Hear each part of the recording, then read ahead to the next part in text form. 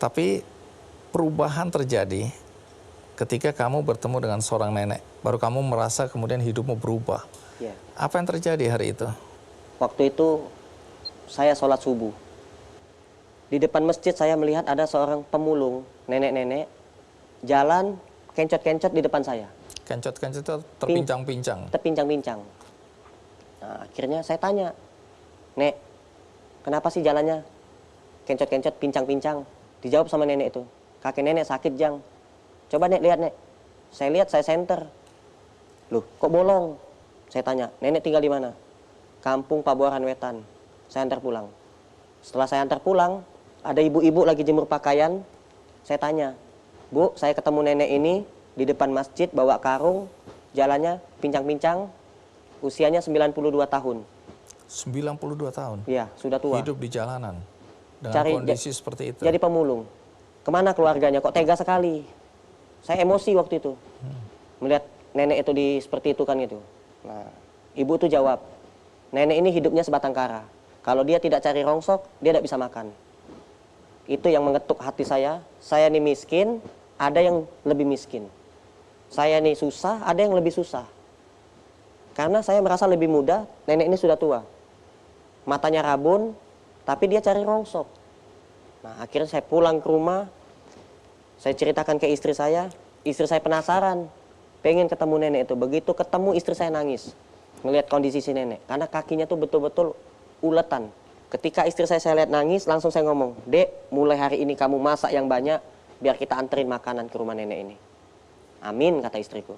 Jadi sejak itu nenek itu dikasih makan? Kasih makan. Nggak cuma kasih makan, dibeliin kasur, kasih obat. Walaupun kondisi ekonomimu masih susah waktu itu ya? Itu dia, saya heran. Itu sumpah demi Allah, ini betul-betul aneh. Seumur hidup belum pernah saya mengalami. Ketika ketemu nenek itu, tahu-tahu saya ketemu sama orang baik, jualan murotal Al-Quran. Saya ditawarin, mau ikut jualan nggak?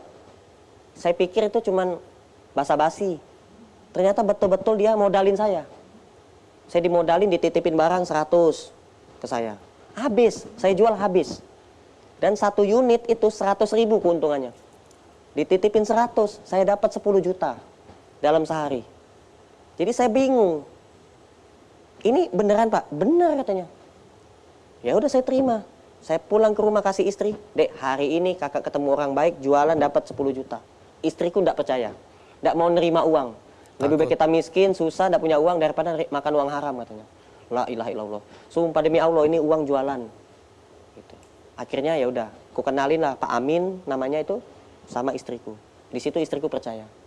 Nah, di saat itulah saya bisa beli kasur, saya bisa nabung, beli motor. Saya bisa punya kasur juga.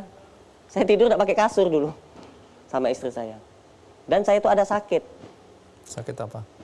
Yang tadi itu? Kelamin saya tidak hidup. Semenjak ketemu nenek itu, saya mimpi, seakan-akan mimpi saya itu jalan kaki itu tidak nyampe-nyampe. Di padang pasir. Jalan kaki tidak sampai-sampai, sampai saya ketakutan. Tidak ada orang satupun. Padahal suasana waktu itu terang. Siang. Saya udah minta tolong gitu. Tidak ada satupun yang dengar. Akhirnya saya lari. Karena saya ketakutan, saya lari. Begitu saya lari, saya jatuh. Di saat saya jatuh, saya langsung terbangun. Saya pun jatuh dari kasur. Saya jatuh dari kasur, itu ada mobil-mobilan yang terbuat dari kayu. Saya dikasih sama adik ipar saya. Oleh-oleh dari Jogja. Itu kena perut saya. Rasanya tuh nyeri sakit. Nah, dan langsung saya ke kamar mandi. Begitu saya masuk kamar mandi, saya lihat hidup. Punya anak. Saya pikir saya tidak bisa punya anak. Seumur hidup saya nih, saya mandul. Saya tidak bisa punya anak. Akhirnya, saya punya anak. Sekarang anak saya 3. Wow. Nah, bagaimana nasib nenek itu? Kalau diceritakan di video akhirnya meninggal ya? Sebelum nenek itu meninggal, nenek itu sempat nepak pundak saya. Nah, apa yang di dunia ini belum kamu miliki, nanti kamu miliki. Tepak lagi. Apa di dunia ini belum pernah kamu ketemu sama orang yang pengen kamu ketemu, nanti kamu ketemu. Apa di dunia ini tempat yang belum pernah kamu kunjungi, kamu pengen ke sana, nanti kamu ke sana. 3 kali. Sudah. Saya tuh bingung, ini doa atau apa ini? Kalau doa kan biasanya doain sehat, lancar rezeki, ini enggak. Nah, akhirnya udah saya pulang. Pulang ya Nek ya, gitu. Saya anggap biasa aja gitu, ucapan biasa aja. Besoknya meninggal. Tidak lama kemudian, itu betul-betul terjadi. Istri saya hamil. Saya pikir saya tidak bisa punya anak, saya punya anak. Saya pengen sujud di Mekah, saya kepingin sekali itu. Tapi saya tidak punya kemampuan. Saya diumrohin oleh seorang pembantu rumah tangga gratis. Jadi banyak keajaiban yang terjadi dalam hidupmu. Saya pun bingung. Terjadi. Saya tidak punya tempat tinggal, saya tuh rumah sepetak.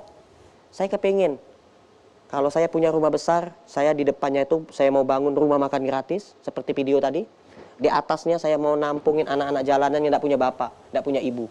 Saya mau tampungin, yang masih kecil-kecil. Dan terjadi. Anak yatim. Saya dapat rumah gratis, luasnya luas banget.